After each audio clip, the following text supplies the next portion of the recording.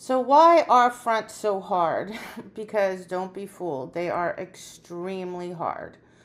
They're completely unnatural. Our dogs don't front in front of anything, right? And they have tons of criteria.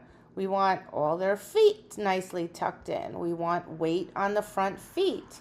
We want from the behind a straight line from the head down the spine into the tail. We want the butt straight, not slightly off to this side or to that side. We want the dog perfectly centered, because a dog can be perfectly straight but slightly off to the right or left, and that's a half point.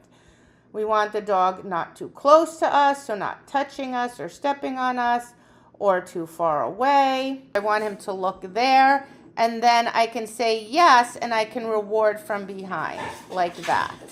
All right, so I could have cookies in my back pocket. If my dog looks there, I can say yes, take the cookie out of my back pocket, open my legs, take this hand behind me, feed between my legs.